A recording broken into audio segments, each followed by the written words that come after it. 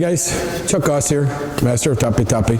We're in Westland. I'm going to show you the essence of the 5-poke. I think sometimes it's misunderstood. This goes back to the last couple videos we've been doing. I think part of it is that we get wrapped up in doing drills and we don't think about what the actual intent is, and I talked about this earlier, but I think it's important to understand that the 5-poke can be utilized for a lot of things, but I'm going to show you just 2 things about the 5-poke, okay? All right. Andy's going to come in, give me a hand. We're going to go right versus right and make it simple for right now. But this is applicable whether you're left, right, whatever, it doesn't matter. But you know, when we start training in the Tapi Tapi, you do 1, 2, 5, 12 drill, and a lot of times your 5 is very short.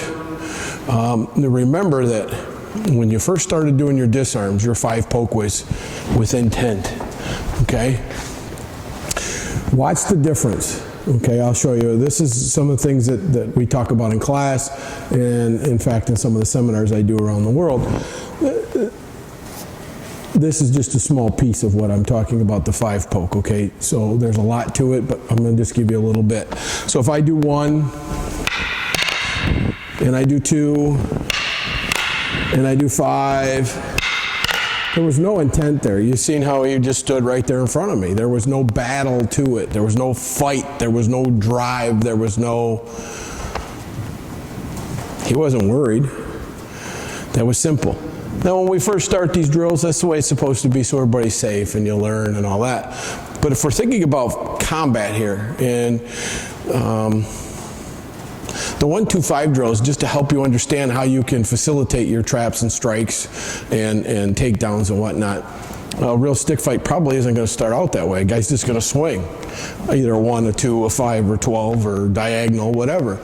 So the 1, 2, 5, 12 drill is just to help you facilitate learning the angles of attack and how to get to the disarms and how to get to your traps and striking and your pattern, whatever you're going to do. Okay?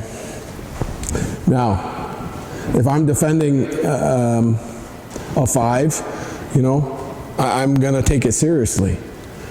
If I'm going to give a 5, I'm going to take it seriously also. And I'll show you what I mean. Move this way. Yes, sir. Okay. So I give a 1. I give a 2.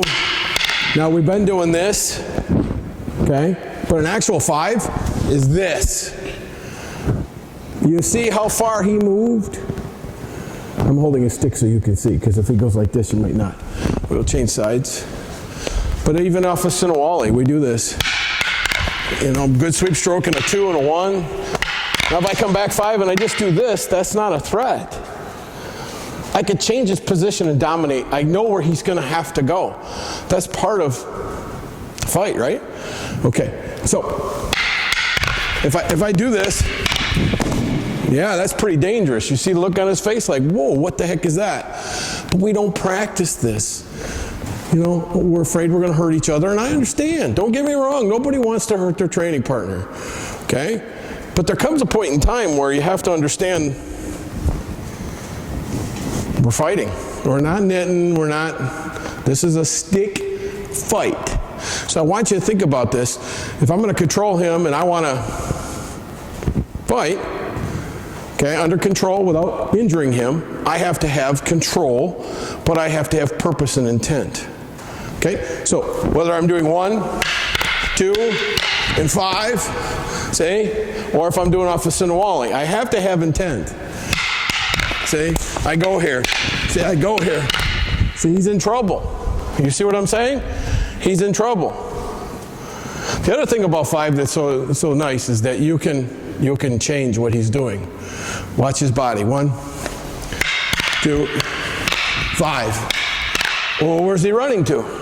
I changed the angle just a hair. Why? Because he took an extra step.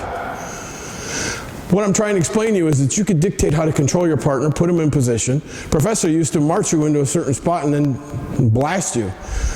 He said, I will control you. I will take control. A 5-poke is an easy way to take control. to change the tempo, to change the atmosphere or the temperature of the fight. Okay? So, just to show you what I'm talking about, we'll play a little bit. 1, 2, 5. You see, he wasn't, he's used to the long one now because I've been attacking. So then I go 12, see, and I break out. And I go here, move this way. That's it, see? Now, that's a threat. He's in trouble. You see how it changed, whether a short to an actual attack. If I do this, I go, see? Whoop. You see, this is what I'm saying. You can make your control with this. You can make this happen. This is not the only way I understand that. And a lot of people don't like to fight that way, and I'm okay with that. This is just one very small portion of Tapi Tapi that I want to share with you. Professor, where it hits you in the chest, start at the solar plexus and right up, and most of the time, if you weren't smart enough to get out of the way, it hits you in the chin. So I know for a fact that it's used that way. I got hit. So start practicing, do it safely, use common sense, don't hurt your training partner. Make sure you practice. Apply it to the other stuff that you've already learned in the last couple videos, probably the last 4 or 5. Try to connect them a little bit so you see what to do, all right? Please share these out. Most importantly, please practice. And come and see us. We're all over the place. We have camps everywhere.